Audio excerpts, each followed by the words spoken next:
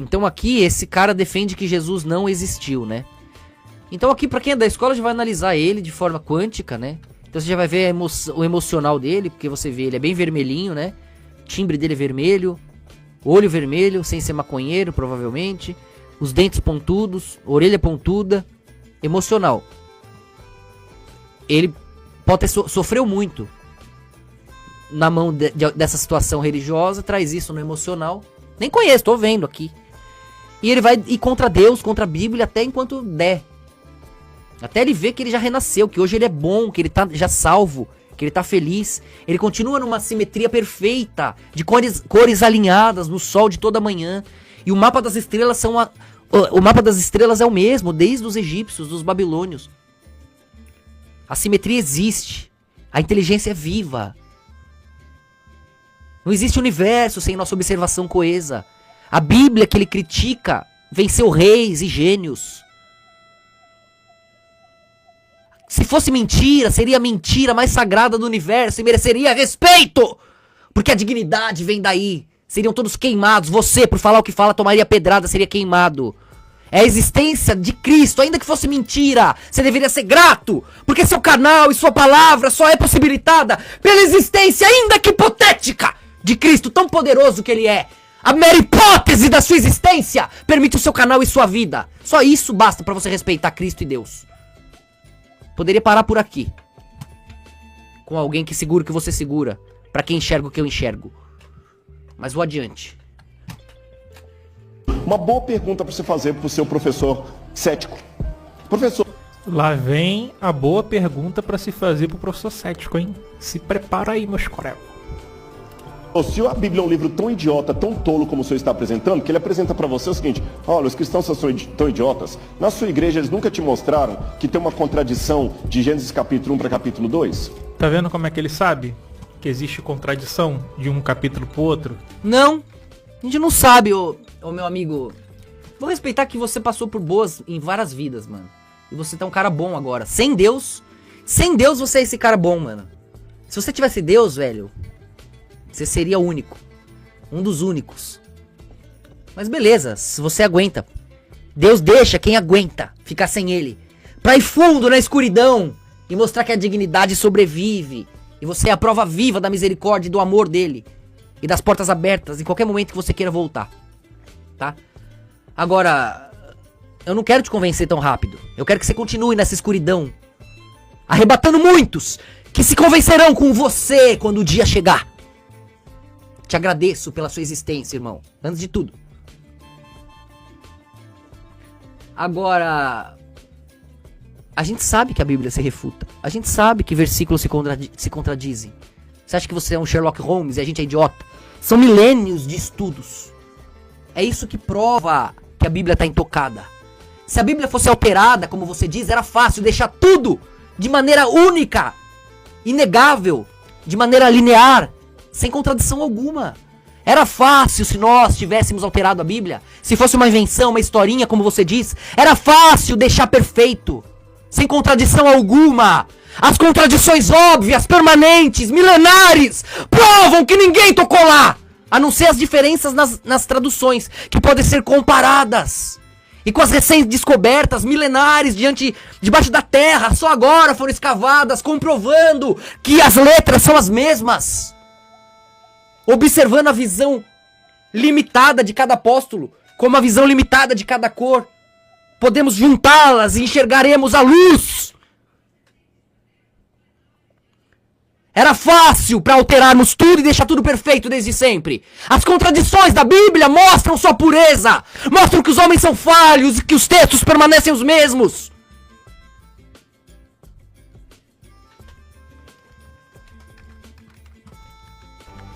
Não só em Gênesis, tá? Na Bíblia inteira tem contradições. Só que esses caras não falam na igreja. E quando falam é assim, relativizando, ridículo. Ah, você tem razão, a igreja tá querendo, a maioria dessas igrejas tá querendo ganhar dinheiro, ganhar o dízimo. Agora é diferente você julgar Cristo, julgar os textos. Se você atacar igrejas e pastores, você vai ter razão, vai estar fazendo um trabalho divino. Não ataque Cristo, a mensagem cristã, que permite que você exista. Até você que não acredita em Cristo, vive dele. Seu canal vive dele. Você vive de refutar alguém que pra você nem existe. Você vive do nada. E o nada é mais poderoso que qualquer coisa que vida, porque se nada vem dele, o tudo. Tenha gratidão, respeito, no mínimo. Ridicularizando como se aquilo ali não fosse nada, né? E aí muitos crentes, muitos religiosos só são ensinados na igreja com versículos isolados, fora de contexto, e eles arrotam, né? Texto fora de contexto é pretexto, eles vivem falando isso, né? Não. Só que eles sempre leem versículos isolados, nunca trazem explicação exegética ao invés da devocional, né? Não é isso, cara. A sua lógica de hoje é diferente da lógica grega, da lógica romana, da lógica persa, é diferente. E a Bíblia sobreviveu a tudo isso. A explicação que te satisfaz hoje não ia satisfazer o romano. Era outra explicação pro romano. Nós vencemos. Era outra explicação pra qualquer um, em qualquer lugar do mundo. Nós vencemos todos os reinos. Não é sobre a explicação que lhe convém na coerência temporal, secular, na sua referência momentânea, com os padrões que você tem decorado. Não é sobre isso. É sobre algo que resiste a isso. E tem resistido há milênios. Isso é inegável e motivo suficiente pra você respeitar. Gênios, impérios, imperadores respeitaram. O que quem de nós poderia não fazê-lo? Que loucura seria essa?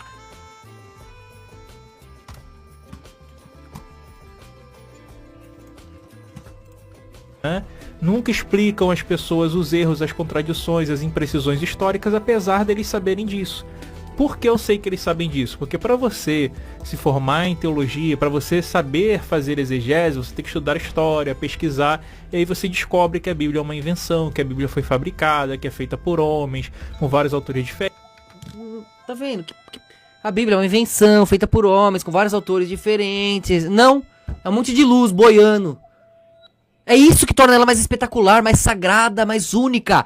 Através das agulhas, das mãos de homens, Deus escreveu o eterno, que sobreviveu a todos os gênios, todas as ideias, sobreviverá a você. Você é nada diante da Bíblia, eu sou nada, qualquer um de nós é nada. Diante de um texto que venceu gênios e imperadores, reis e reinos, recontou os tempos e faz sentido até hoje. Abra sua Bíblia, até hoje fará sentido. Texto algum, de obra, de autor algum, jamais conseguiu nem chegar perto disso.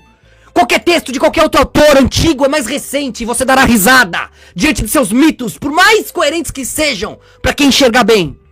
A Bíblia continua atual, vencendo, prosperando. E quem a abandona derrete, como a Europa tem feito. Que ódio é esse? Que fetiche é esse de atacar quem prega o bem? Que fetiche é esse de viver pra destruir textos que nos igualam, que nos protegem, que faz você querer acordar amanhã, vencer a dor, vencer a doença, vencer o mal, acreditando no bem comum, na reunião da prosperidade? Que fetiche é esse de querer atacar o que nos une, o que nos faz acordar um dia a mais? Que fetiche é esse de atacar o bem? Por mais mentiroso que fosse, por mais ilusória que fosse essa história. Uma história que defende o bem. Que fetiche é esse de atacar a história que defende o bem, o perdão, o recomeço, a união? Que fetiche é esse? Com tanto mal pra você atacar, com cultura woke, com criança sendo transformada em GP, com mulher sendo transformada em adúltera, com a normalização da putaria, da desgraça, a destruição da família, do lar, da coesão, da união. A destruição do sagrado, do santo, transformando todo mundo em parasita, em verme, sugando prazer fácil. Diante de tanta coisa horrível, que fetiche é esse de atacar o santo? Uma história santa de amor, de união e de perdão, que por mais ilusória que fosse, transformou a sua liberdade no que é, lhe permite ser quem você é. O mínimo seria a gratidão a esse conto de fadas. O respeito que você tem aos contos da Disney. E você tem mais respeito por histórias de homens do que pela história que lhe permite ser quem você é. Por mais ilusória que fosse essa história, o mínimo da dignidade demonstraria respeito. Você ataca a si mesmo, seu emocional, sua revolta com Deus, sua revolta com a perfeição, diante das suas dores. Você se revolta por ter sofrido. Ideal seria se você fosse um parasita que tivesse vivido do prazer. Aí você defenderia Deus? Acreditaria em Deus? Não teria se afastado da religião? Se ele tivesse te mantido um parasita degustando do doce? Mas porque ele confiou na sua luz e no seu mergulho, na dignidade que você mantém, ainda que longe dele. Por confiar em você, você o ataca. Bem-vindo ao clube. Se arrependa. Aqui estamos nós. Você, nem nada do que você disser, nem ninguém disser vai negar a simetria das estrelas, das cores que se alinham no sol de cada manhã. A inteligência é única e ela se fraciona nos ângulos que somos nós. E qualquer ateu tem que aceitar a harmonia dos tons, na música, nas cores, nas formas. Na reunião da coerência, que enxerga de dentro pra fora. Sem nós nada há, tudo é átomo, tudo é poeira. O universo somos nós. A nossa densidade define o que é sólido, líquido e gasoso. Nós somos a vida. Nem o ateu pode negar isso quando para pra pensar. Você ataca o seu passado, suas dores, os seus traumas. E não Deus, nem a Bíblia, que lhe permite recomeçar. Que fala de perdão, de amor, de misericórdia, de reunião. E que se fosse uma história ilusória, seria a melhor delas, pela qual nós deveríamos lutar.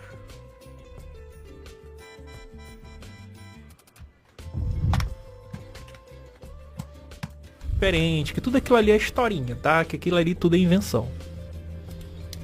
Eles nunca te disseram na sua igreja que Ur dos Caldeus é um termo errado? É a invenção que permitiu você ser livre pra falar o que fala. É a invenção que venceu os séculos, os milênios, os homens, os reis, os imperadores. É a invenção sagrada que, se mentira fosse, pela verdade teria sido contada. E por isso mereceria o mínimo do seu respeito. Porque a sombra também é da luz. É acolhida, definida e se define por ela. E o todo é maior do que você pensa, é inegável por qualquer um que raciocine. Porque não existia Ur dos Caldeus na época de Abraão. Ele vai... Entendeu? Olha como é que ele sabe, tá vendo? Então, Lógico que a gente sabe. A narrativa bíblica, ela é um texto que ele é mais recente na história. Você muitas das vezes atribui que Abraão, que Moisés tá lá em 1300 antes da Era Comum, por exemplo, né? Antes do suposto nascimento de Cristo. Aí eles colocam essas cidades como se estivessem lá. Só que, na verdade, essas cidades, segundo a arqueologia, só vieram a existir, sei lá, no século... Qual que é a sua intenção? Sua intenção é que a humanidade fale, não teve Cristo não, nem tem Deus. Vamos voltar pra como era antes. Vamos queimar os velhos, as crianças, vamos matar quem é mais fraco. Vamos sugar os prazeres dos mais fracos. Vamos voltar pra animalidade, da selva, da desgraça, da destruição. Antes da coerência, do padrão que vem da Bíblia, antes e depois. Seja em Cristo antes dele. O desenvolvimento da coerência, do perdão, do autocontrole, da administração, da dignidade, tudo isso é santo e venceu os homens. Merece no mínimo seu respeito e admiração. Qualquer coisa além disso é ego. Um ataque a textos milenares que venceram reis. Você com soberba rindo, esses textos ridículos aí, que reis e gênios acreditaram. Eu não acredito. É uma piada! Uma piada! Quer ser louco? Eu sei ser louco. E ainda não consegui passar sua loucura de negar textos sagrados milenares que venceram tudo e todos. O 7 antes da Era Comum, né? Olha a diferença. Quase metade da idade de diferença. Textos ali que só fazem sentido sendo depois do exílio babilônico. Ou seja, a gente está falando aí de século V, século IV, né? Até textos de século III. Sim, são textos que foram perdurando, sendo readaptados pelos textos, pelos acontecimentos. As pessoas viram que se encaixavam, as palavras foram dadas. Mas a surpresa foi tanta que os textos se mantiveram. Se eles fossem refutados, teriam sido virado piada na hora. Todo mundo vê o que você tá vendo. Ia ter virado piada, não teria chegado até aqui. Chegou até aqui porque se confirmou. E as palavras se substituem no decorrer dos tempos. Mas a essência da informação tava lá e foi isso que a trouxe até aqui. Não precisa ser crente pra ver isso. Século II. E pra qualquer texto que você usar de referência, mitologia tal também chegou. Não sei o que também chegou. Chegou, porque além de ser verdade, a gente explica como. Tanto que tudo se encaixa, tudo é 12, tudo é 7, tudo é o mesmo desdobramento da realidade cognitiva. Além disso, tem bem menos informação, bem menos prova, bem menos registro pra tudo isso do que pros textos sagrados.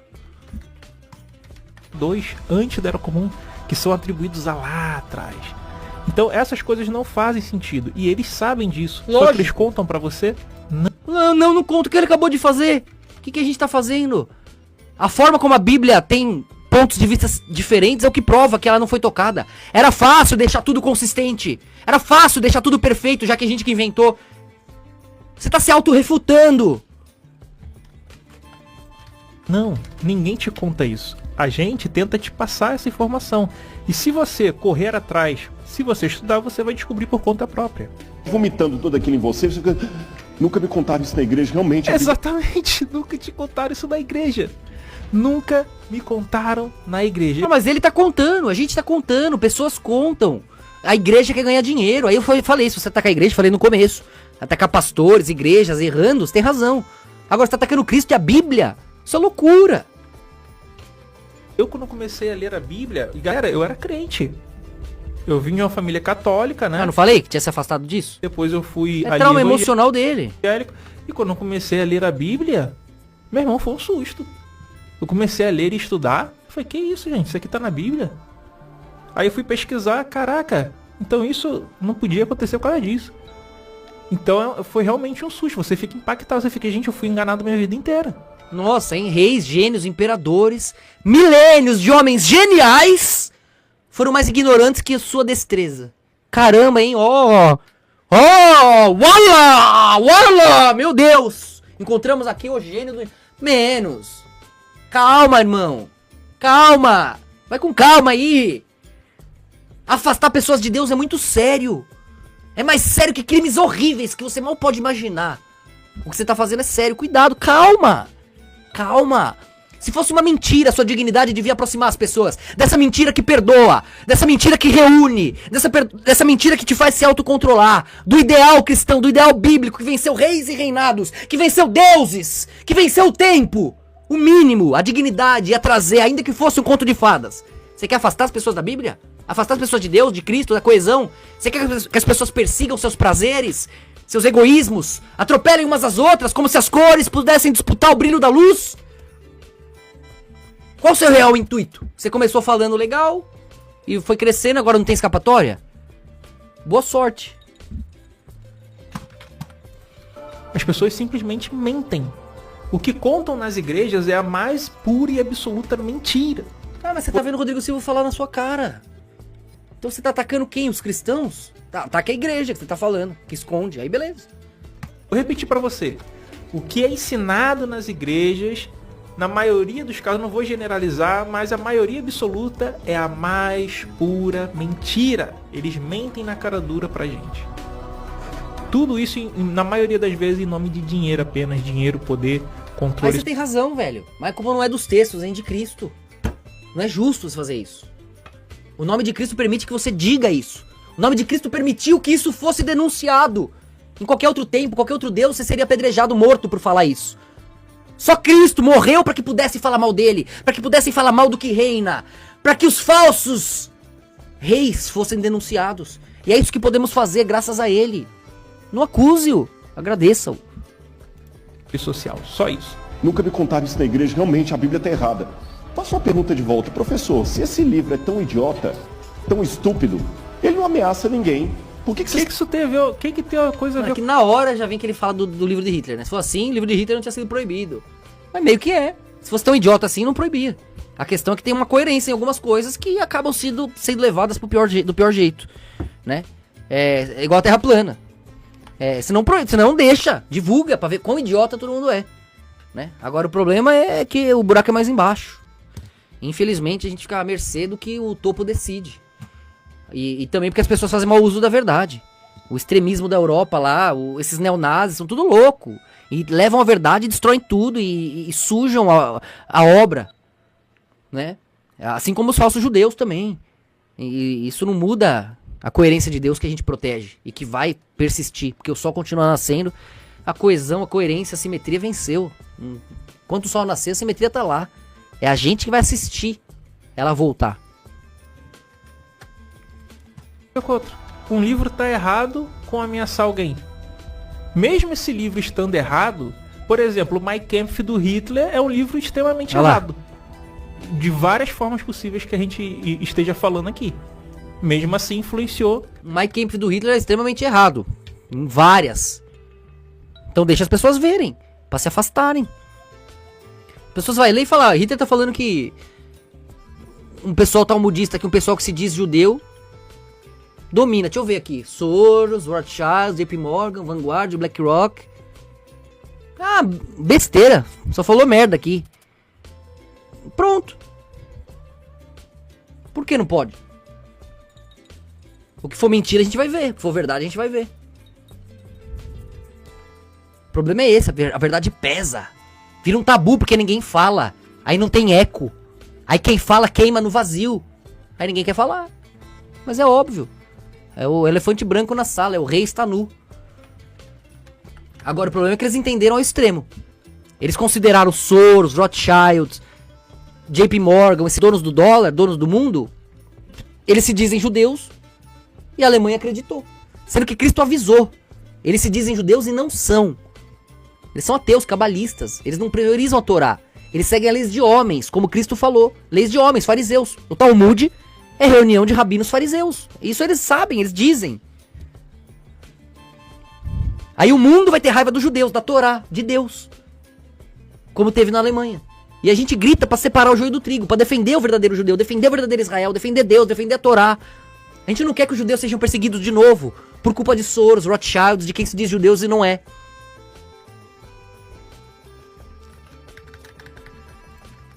Milhões de pessoas. E de forma E negativa. salva esse corte aqui, deixa bem claro, pra quem acha que a gente é anti alguma coisa. Qualquer problema que a gente venha a ter. Porque a gente luta e se arrisca pela verdade. A Bíblia também. Por mais que seja errado, ela tem a Deus nos capacidade, porque as pessoas não leem, as pessoas não estudam e são manipuladas por líderes religiosos como você. Então, né, olha só, você tá fazendo uma historinha aí, um discursinho, Exato, né? Tá Carlos. fazendo ali uma Ele tá contra a hipocrisia da religião, aí beleza, ele pode ter razão. Agora ele juntar isso com Cristo, com a Bíblia, aí é outra coisa. Exatamente. manobra que Schopenhauer descreveria como vencer, né, um discurso sem ter razão, né? Então, você está enganando, né, ou induzindo as pessoas, né, seria melhor o termo melhor, Sabe que tem pessoas esses pilantras. a continuarem a Mas você não pode juntar isso com Cristo e com a Bíblia, só isso. seguir nesse erro, nesse engano, mesmo sabendo que existe erro e engano ali. Então é mais uma questão de manobra A psicológica. Bíblia tá lá pra qualquer um ler e ver o erro e o engano. Se fosse pra mudar, tinha mudado, não é isso a questão. A questão é que os caras pegam os trechos que interessam pra tirar dinheiro. E Cristo não fez isso, não pediu isso, a Bíblia não faz isso. Mental, emocional, que os líderes religiosos fazem com o público, ou seja, seria mais uma questão de marketing, né, de psicologia, como a mente humana funciona, como o comportamental humano funciona, do que trabalhar com evidências, com fatos, né. As provas, as evidências, a verdade, ela não importa muito nesse caso, porque esses caras, esses líderes religiosos trabalham mais... Pode crer, Cauã, bom saber, eu não conheço também. Mas eu vejo que ele vai pelo emocional ali. É bem vermelhinho, né? com a questão da hipnose, trabalham mais com a questão da lábia, dos gatilhos mentais, de como o ser humano se comporta para poder manipular você. É assim. Então, se o que está na Bíblia é verdade ou não, pouco interessa para as pessoas. Porque elas não estão sendo manipuladas pela verdade. Elas não estão sendo manipuladas pela lógica. Elas estão sendo manipuladas pelo emocional, não pelo racional. Porque se fosse pelo racional, não existiria nem crente. Não, você tá fazendo isso. Você tá indo pelo emocional dos seus traumas. Se fosse pelo racional, você ia pensar: meu, esses textos venceram reis, milênios, imperadores, gênios. Isaac Newton, Einstein. Os gênios do mundo respeitaram esses textos. Isso é o racional. Textos que venceram o tempo. Venceram os deuses, as mitologias, os impérios. Textos que me deram a liberdade pra eu falar o que eu falo. Até mesmo contra isso. Coisa que jamais nenhum nome ou Deus fez. É o Deus da misericórdia, o Deus único que lhe deixa ser quem você é. Pra que você volte pra ele por amor. É isso que o racional ia te falar. Ia te fazer respeitar esses textos. Ia te fazer respeitar a história de Cristo. Que fosse uma ficção. Você ia amar e respeitar esse conto de fadas, ao invés de querer destruir. Isso que o racional te diria. Você tá sendo emocional. Você quer afastar as pessoas desse texto, por melhor que ele seja. Da coesão, da religião, da intenção. Não do que os crentes fazem com isso. Você deveria proteger a intenção real. Que reis, imperadores e gênios defenderam. Isso é racional. Você está sendo emocional. Conta seu passado, sua família, suas dores. Os hipócritas que você conheceu. Você parou para conhecer Cristo de verdade? E quando conhecer, você vai jogar seu canal fora e ser um Zé Ninguém? Difícil, né? Você vai voltar atrás e mudar tudo, encarar todo o seu eco. Todo o seu público, você vai falar o contrário, do dia pra noite. Difícil, né? Quem é mais fácil estar errado? Você nessa situação? Ou um nome que venceu o tempo e foi respeitado por reis e gênios? Hã? O que é racional aqui?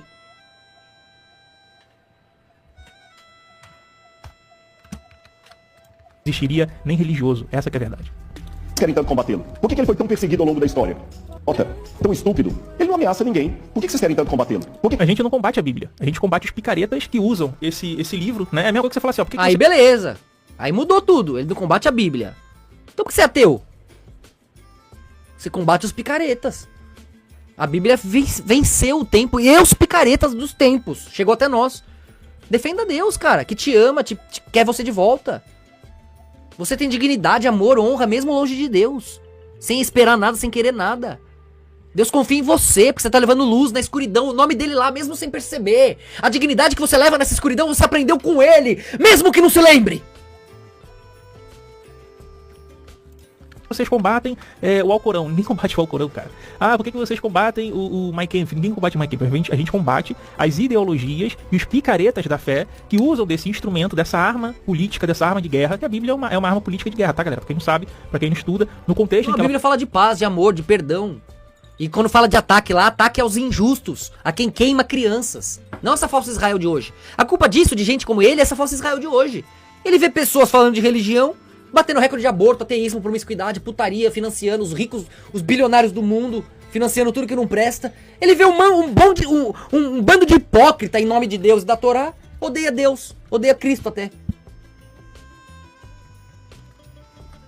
Ela foi criada para isso, para manipular as pessoas, introduzir novos conceitos, novos impérios, né? Quando o povo era conquistado, aquela religião dominada, aquela religião era modificada, a gente vê isso no caso de Ciro, da Pérsia, né? Verdade, por isso que eu respeito o Vanilla, mais que a maioria aí. Ele mudou de opinião, acreditou em outra coisa, ele mostra, ele é ele mesmo. Por mais louco e errado que ele esteja, ele é real. Quero ver, a maioria não, a maioria vai pela retenção. Aponta a introduzir os novos conceitos, né? Ciro, um estrangeiro, de repente é o queridinho de Deus, né? É o Cristo, né? O Messias, como tá lá em Isaías, né? E você achando que tem ali realmente um Deus por trás e não um ser humano que tá escrevendo aquilo, né? A mesma coisa quando você vê Jesus falando que a pessoa com maior fé é o soldado romano, que tem que pagar o imposto a César, né? Pague, apódate, pague o imposto a César. Paulo vai lá em Romanos 13, mesma coisa, pague os impostos, apódate, pague os impostos a César. Aí você acha que não tem ali uma manipulação política, né? Cada apóstolo falou o que teve que falar pra passar nos portais dos infernos, onde foram levar a luz. É por isso que eles se contradizem, que os tons, as cores se contradizem, sem deixarem de ser a mesma luz. Eis os evangelhos com as 12 cores, os 12 apóstolos. As 12 cores brilham em tons diferentes. Cada tom diz uma coisa, a luz é assim, a luz é assim, a luz é assim. Cada tom numa frequência. As 12 cores se contradizem, sem deixarem de ser uma mesma luz. Os 12 apóstolos podem se contradizer, cada um vendo de um ângulo, sem deixarem de ser a mesma luz. E é assim que você enxerga a luz. Analisando o que eles viram, fechando as referências, os ângulos das cores. Isso é ciência, não precisa ser beato. Você é inocente. Você não acha que tem ali por trás um cara, um autor, que está escrevendo em prol do império, né?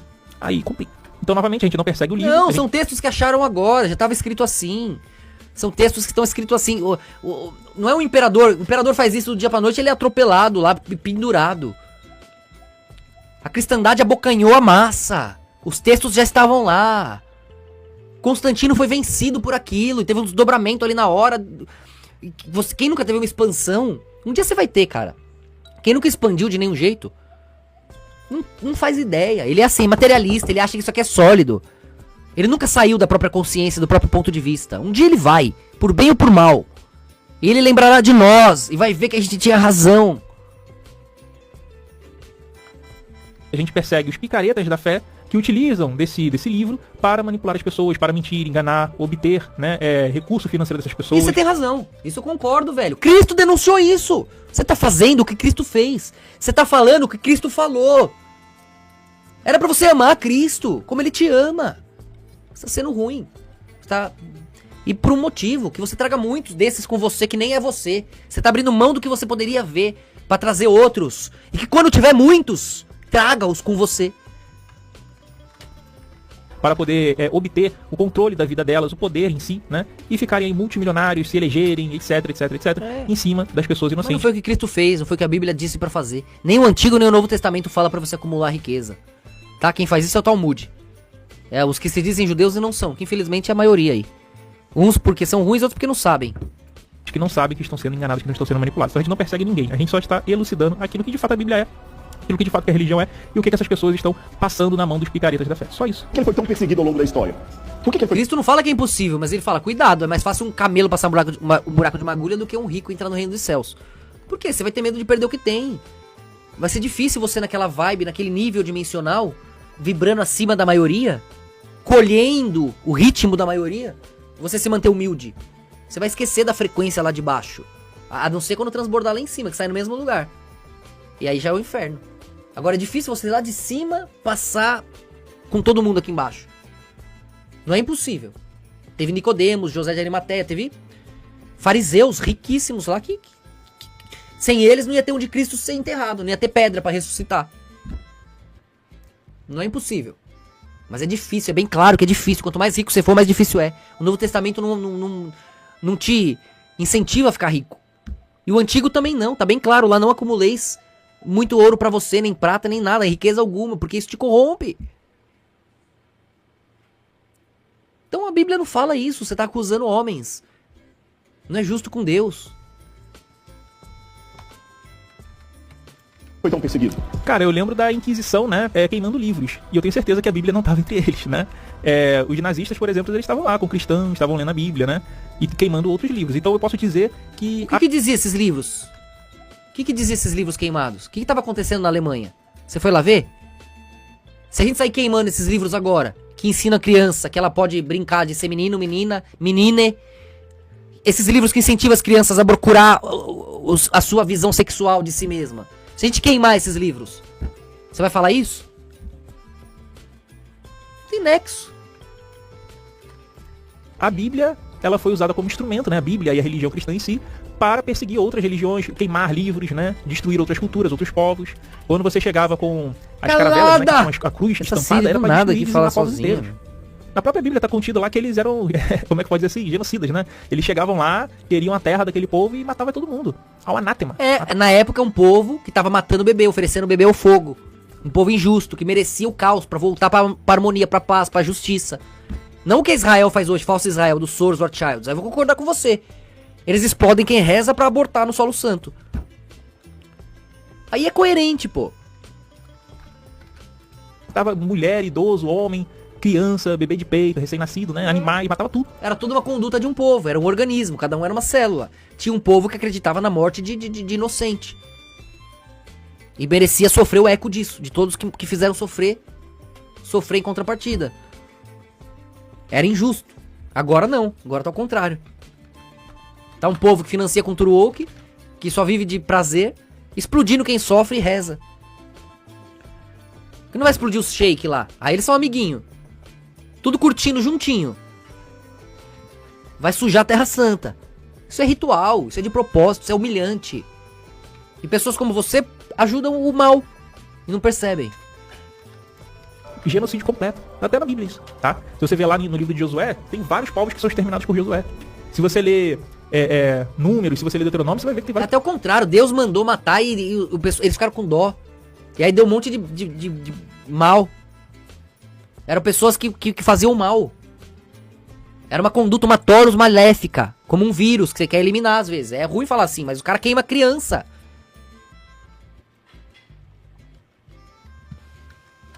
Vários povos são exterminados. Juízes também tem isso. Matar bebezinho, tá? Destruição total e completa, entendeu? Então é complicado, né?